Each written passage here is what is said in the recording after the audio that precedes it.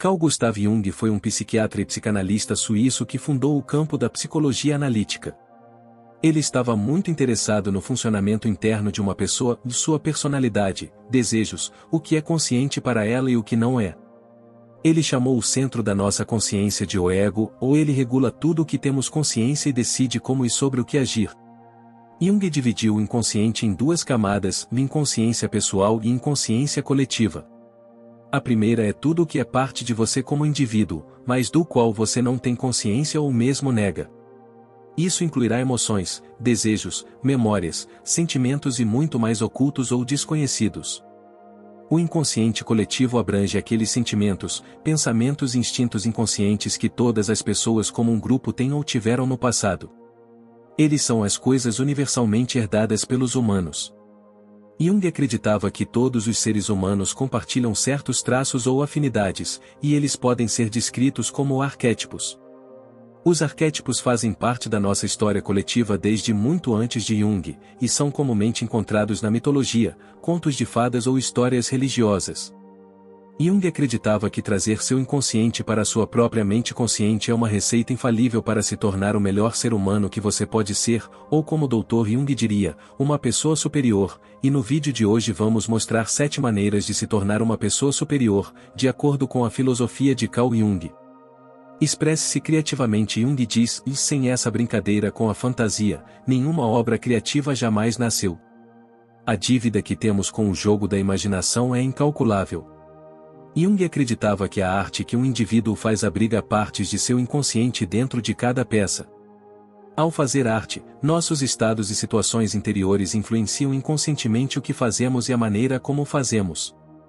Jung incorporou o desenho de mandalas em sua filosofia. Mandalas especificamente têm sido usadas por décadas por diferentes culturas antigas como um símbolo do universo e da totalidade, e Jung decidiu que o melhor tipo de motivo circular para representar seu artista é a mandala. Quando você ou sua vida estão mudando, você se sente menos no controle e precisa de algum tipo de maneira de recuperá-lo. Se você desenhar mandalas em intervalos regulares e aprender a interpretá-las, você tem uma ferramenta incrível para autoaperfeiçoamento. Desenhar uma mandala relaxa seu cérebro e ajudará seus pensamentos a se concentrarem em todas as coisas que você normalmente suprime.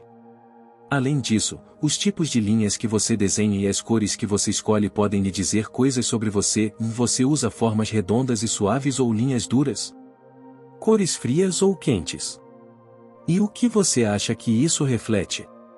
Se você se analisar por meio de mandalas todos os dias, semanas ou meses, poderá acompanhar seu crescimento e mudanças de uma forma que nunca fez antes. Mas não se limita apenas a mandalas, todos os trabalhos criativos que você produz podem ajudá-lo a analisar sua maneira de pensar, prioridades e preocupações inconscientes.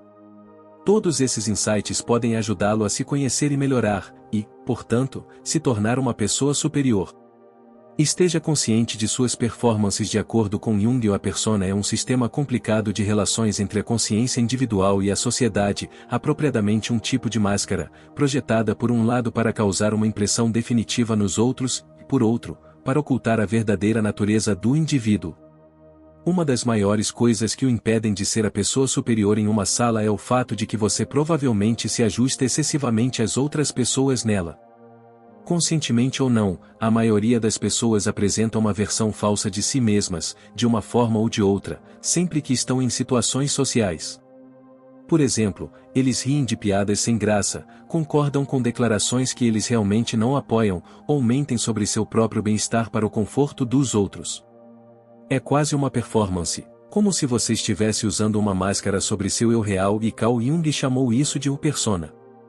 Sua persona é como você se apresenta para que as pessoas o percebam da maneira que você quer que elas percebam. Você pode querer parecer gentil e tranquilo, e assim você concorda com tudo e faz elogios que não quer dizer. Nossa persona se desenvolve quando aprendemos sobre regras sociais e as expectativas daqueles ao nosso redor durante a infância.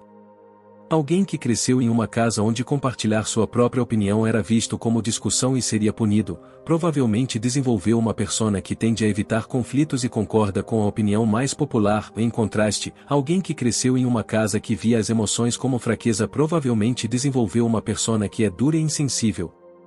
Mas nossa persona não é apenas uma coisa, e de acordo com Jung, todo mundo tem múltiplas máscaras. Os dois exemplos que acabamos de ver poderiam ter sido a mesma pessoa. Você realmente usa múltiplas máscaras ao mesmo tempo. Por exemplo, você quer parecer agradável e durão, e, às vezes, quais máscaras você usa depende das circunstâncias. Você age de forma diferente entre familiares do que com amigos, e certamente age de forma diferente entre amigos do que com figuras de autoridade. Para todas essas situações, você tem máscaras separadas. A persona causa problemas quando a máscara que você está usando é desnecessária, inútil ou prejudicial ao seu bem-estar. Imagine a pessoa que sempre age de forma dura entre amigos, mesmo que esteja passando por algo difícil. Essa máscara impede de obter qualquer ajuda ou alívio. Esse choque com as necessidades reais de alguém é muito frustrante e ruim para a sua autoimagem. Você pode começar a se culpar por querer se abrir e mostrar emoção, mesmo que seja totalmente natural, porque isso destruiria sua persona. Quando você pensa em sua persona como a maneira como você realmente deveria ser, você está mirando em algo impossível e, como resultado, você constantemente se decepciona. Jung chamou isso de superidentificação com a persona. Você acredita que é sua persona e fica bravo consigo mesmo sempre que não consegue corresponder às expectativas dessa persona. Não só essa é uma maneira miserável, prejudicial e inautêntica de viver, mas alguém que se identificou demais com sua persona por muito tempo pode destruí-la acidentalmente. Isso pode acontecer na forma de esgotamentos que fazem com que você não consiga mais agir e pode fazer com que você se isole. Você também pode perder sua máscara bem no meio de uma performance, ou a pessoa durona de repente começa a chorar na frente dos amigos, ou a pessoa agradável grita com alguém que compartilha uma opinião oposta.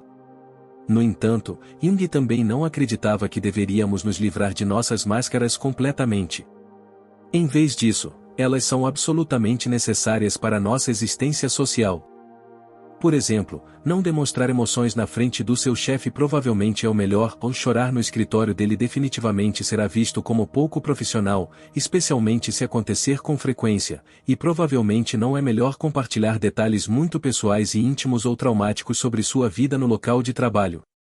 Além disso, ser agradável pode ajudar se você tentar causar uma boa impressão em alguém. Então, como mantemos nossas máscaras sem nos identificarmos demais com elas ou usá-las demais? Simplificando, em vez de deixar a máscara governar você, você deve aprender a governar a máscara. Esse processo é conhecido como restauração.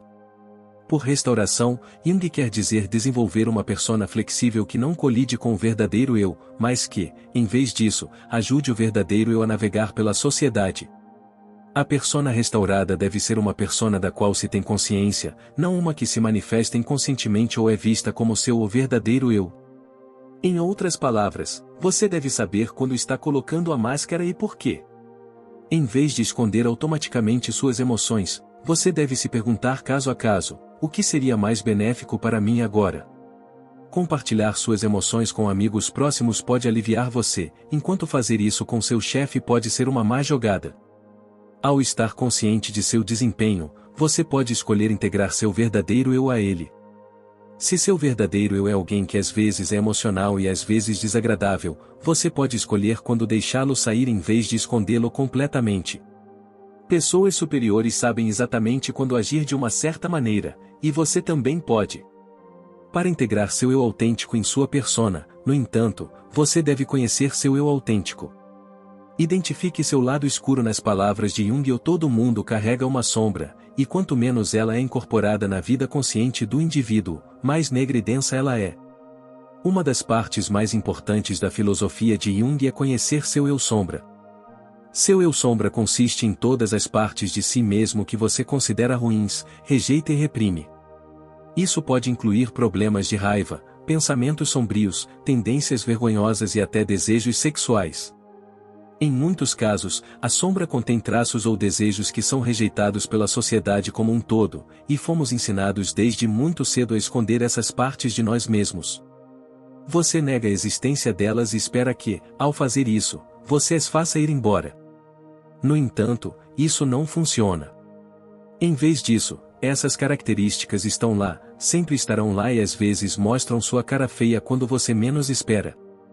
Por exemplo, alguém que está convencido de que nunca está com raiva e que a raiva é uma emoção negativa, pode um dia sentir apenas uma forte sensação de raiva e não ter absolutamente nenhuma maneira de evitar uma explosão massiva.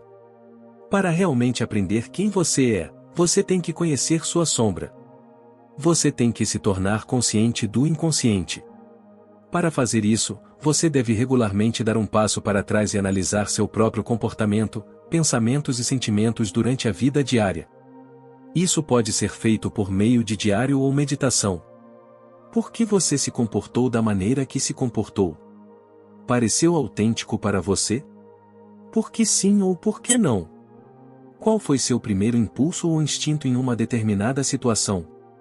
Você tem que se interrogar como se estivesse interrogando outra pessoa. Por o conhecer o seu eu sombra, Jung quer dizer que é importante se tornar consciente do eu sombra, sem se identificar com ele. Você não precisa se ver como todos aqueles traços que você tenta não mostrar. Se sua sombra abriga raiva, você não precisa se ver como uma pessoa raivosa. Em vez disso, apenas reconheça a existência dessas coisas. Perceba e aceite que eles estão dentro de você. E se, como neste exemplo, você descobrir que é uma pessoa raivosa lá no fundo, você deve pensar em quando pode realmente ser útil mostrar essa raiva em vez de sempre reprimi-la. Quando é o momento certo de usar a máscara e quando é o momento certo de colocá-la para baixo. Por exemplo, ficar bravo com um passante por esbarrar em você parece inútil e doentio. No entanto, ficar bravo com um amigo que cancelou seus planos com você pela 5ª vez consecutiva pode precisar de um pouco de raiva da sua parte para que ele realmente perceba que está machucando você. Em outras palavras, você tem que encontrar maneiras de integrar tudo o que você encontra em sua sombra em sua personalidade em vez de ignorá-la. Sua sombra não está aqui para puni-lo, mas sim para ensiná-lo, e seus traços reprimidos estão aqui para ficar. Então, somente se você aceitar e abraçar suas qualidades de sombra, você pode melhorar a si mesmo. O autoconhecimento e a habilidade de usar todos os lados de si mesmo é o que você precisa fazer para se tornar uma pessoa superior. 4. Conheça seus dois eus. Para citar Jung, o que um homem pode dizer sobre uma mulher, seu próprio oposto? Na filosofia junguiana, se você mergulhar mais fundo na sombra, descobrirá que abriga 2 tipos de características, masculinas e femininas. Jung chamou essa parte inconsciente de si mesmo de animus, que é masculino, e anima, que é feminino. Esses traços aparentemente opostos, generizados o que você possui são chamados de seus aspectos contrassexuais. Jung acreditava que se você é uma mulher, você provavelmente tem uma psique masculina pessoal, ou animus, dentro de você e, se você é um homem, você provavelmente tem uma psique feminina pessoal interna, ou anima. A anima e o animus são baseados nos termos gregos eros e logos. Eros é associado à criatividade, paixão, conexão e totalidade. Logos é associado à racionalidade, objetividade, poder e ação. No entanto, devido às expectativas padrão da sociedade do século XX, os homens são encorajados a suprimir seus traços femininos, e vice-versa. Nós os escondemos em nosso subconsciente e nos comportamos da maneira que achamos que deveríamos. Claro que é um absurdo óbvio que literalmente metade da população global pensa precisamente de uma maneira com um conjunto de valores, e a outra metade pensa totalmente o oposto. E isso deve lhe dar uma pista sobre o fato de que, na realidade, traços de personalidade são quase totalmente alheios a sexo ou gênero. Às vezes, as mulheres suprimem sua anima, às vezes os homens reprimem seu animus, mas todos nós temos uma mistura maravilhosa, confusa e em constante mudança de ambos. O ponto aqui não é convencê-lo de que você está suprimindo certos traços de gênero, ou que isso é de alguma forma algo negativo, mas olhar para dentro e se perguntar como essa mistura reside em você agora e como ela afeta como você está se sentindo, e como você se envolve com o mundo e as pessoas ao seu redor. Na realidade, todos são contraditórios de alguma forma. Uma pessoa pode valorizar a verdade e ser mentirosa, ou parecer extrovertida, mas se sentir introvertida. Mas, como isso não é comumente reconhecido, somos frequentemente encorajados a abraçar apenas os traços esperados de nossa identidade de gênero e ignorar, ou pior, advertir ativamente, aqueles que podem contradizê-los. Nós reprimimos. Pense em um homem que ama tricotar. É considerado um hobby criativo e feminino, e, portanto, não esperado de um homem. Ele pode querer tentar esconder esse hobby por medo de insultos e ridículo, enquanto isso pode ser uma habilidade maravilhosa de se ter e uma maneira de relaxar. Outro exemplo é a crença de que as mulheres geralmente são melhores com emoções do que os homens. Por causa dessa ideia, uma mulher pode sentir que precisa falar sobre suas emoções o tempo todo, mesmo que não queira, enquanto um homem pode ser desencorajado a fazê-lo, mesmo que queira. A negação de sua anima ou animus não é apenas desnecessária, mas distorcerá seus traços em algo feio. Homens que reprimem suas emoções para serem mais másculos podem se tornar frios e cruéis, enquanto mulheres que se forçam a certos papéis porque a sociedade diz que elas o deveriam ou podem se tornar amargas e distantes. Portanto, é importante aprender a reconhecer e aceitar sua anima e animus. Todo mundo tem traços contraditórios, e eles podem viver em equilíbrio, assim como seus traços de sombra negativos podem. Para analisar suas tendências masculinas e femininas, você pode observar as pessoas ao seu redor e ver quais delas você admira ou pensa positivamente, e quais você se pega julgando. Então, questione a si mesmo. Por que você se sente de uma certa maneira sobre uma pessoa e diferente sobre outra? Sua opinião sobre essas pessoas seria diferente se você as percebesse como um gênero diferente? Quais sentimentos você geralmente tem quando o comportamento de um indivíduo não se alinha com as normas de gênero da sociedade? Isso afeta você? E se sim, como?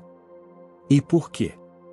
Todas essas perguntas e práticas ajudarão você a ganhar mais insights sobre si mesmo e podem ajudá-lo a se tornar mais aberto, equilibrado e bem-sucedido. Em outras palavras, um superior. 5.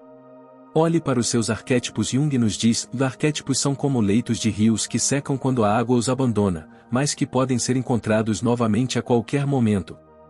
A última parte do seu subconsciente vem de algo que Jung chamou de o inconsciente coletivo. Este inconsciente coletivo é uma certa inconsciência compartilhada por todos os seres humanos através de sua história e experiências compartilhadas. Por meio de nossos ancestrais, herdamos certos traços desde o nascimento, e essa é a razão de todas as similaridades entre as pessoas ao longo do tempo, culturas e espaço.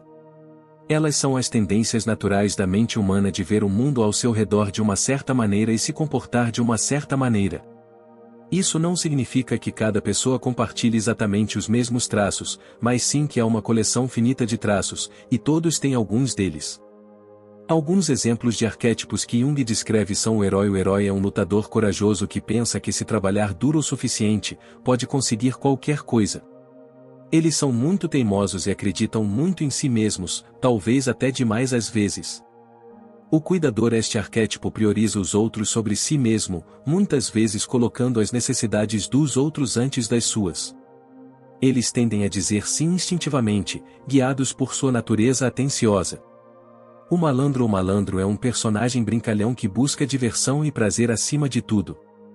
Mesmo quando enfrentam desafios, eles são inclinados a usar humor, negociação e travessuras para navegar pela situação.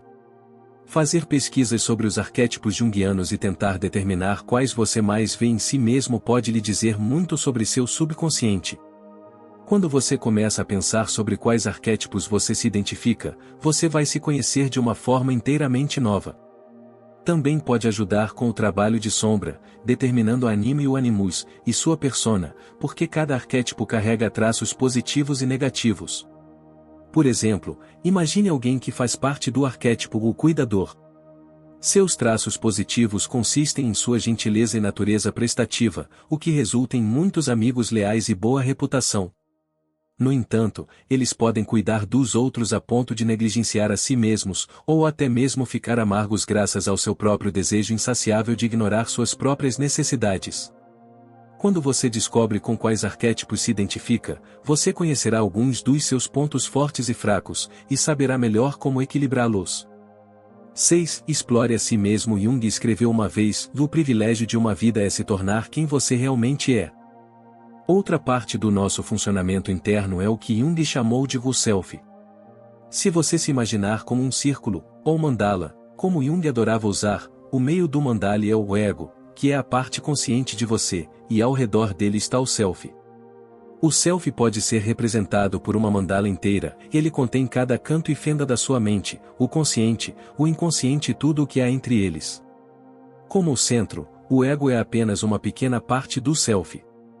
Há também a sombra, anima, animus, persona e muito mais em você. O self geralmente contém muitos opostos, e você é uma pessoa raivosa e calma, parte introvertida e parte extrovertida, às vezes estressada e outras vezes relaxada.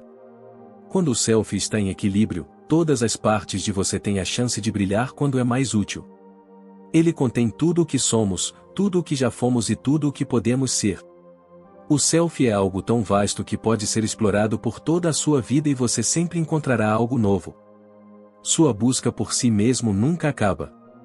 Explorar continuamente o self é a chave para a individualidade, bem como para a confiança em si mesmo e em suas próprias decisões. Isso ocorre porque seu objetivo deve ser tornar o ego, sua consciência, o maior possível, saber o máximo possível sobre si mesmo. O self é um sinal de que devemos sempre continuar a nos desafiar e nos fazer perguntas, e as ações que tomamos devem fazer parte disso também. Quando você tem uma decisão importante a tomar, é o self, a totalidade de você, que você deve explorar. Você tem que olhar para dentro, não para fora. Como Jung disse, quem olha para fora, sonha, quem olha para dentro, desperta. Você só pode viver a melhor vida e se tornar superior como pessoa se você sempre tentar continuar explorando a si mesmo. Ao fazer isso, podemos realmente nos conhecer e melhorar ao longo de nossas vidas inteiras. Isso termina conosco sendo finalmente livres para explorar quem realmente somos como indivíduos, para encontrar equilíbrio e nos tornarmos qualquer coisa que queiramos ser. Quando você explora livremente o self, somente então você pode se tornar quem você realmente é. 7. Encontre seu significado em nossa citação final de Carl Jung para este vídeo. Ele diz: o único propósito da existência humana é acender uma luz na escuridão do mero ser. De acordo com Jung, uma das maiores razões para a infelicidade e a incapacidade de se sentir melhor como pessoa é quando você não tem nada em que acreditar. Sem religião, espiritualidade, ciência ou filosofia, nossas vidas não parecem apenas chatas, mas também muito arbitrariamente injustas. Ou em outras palavras, sem esperança. Precisamos ter certas crenças para encontrar significado em nossas vidas. De acordo com Jung, o significado lhe dará propósito. Se sua vida tem significado, você sabe para que está vivendo. Então deve haver alguma forma de religião, espiritualidade, uma máxima filosófica, princípio científico ou algo mais em que você realmente acredita. Então, olhe para dentro e pense consigo mesmo: em que eu acredito? Em quais crenças espirituais ou religiosas, quais princípios morais, quais valores? Como eu ajo diariamente? O que espero dos outros? Você pode fazer um diário sobre essas questões ou meditar sobre elas. Descobrir aquilo em que você acredita lhe dá o poder de usá-lo ainda mais, e transformá-lo conscientemente na versão mais eficaz que ele pode ser. Ajuda você a se motivar e a ver mais na vida. Mas não se preocupe. Nada disso significa que você tem que se tornar religioso ou filósofo. Significa apenas que você não deve ver a vida como algo sem sentido. Encontre uma meta para trabalhar ou ideais para aderir. Todas as pessoas superiores no mundo sabem conscientemente pelo que vivem e por quê. É a maneira delas de assumir o controle, e é o que as torna tão superiores. Se você gostou deste vídeo, veja os demais vídeos de filosofias para a vida e para mais vídeos para ajudá-lo a encontrar sucesso e felicidade usando a bela sabedoria filosófica. Não esqueça de se inscrever. Gratidão por assistir.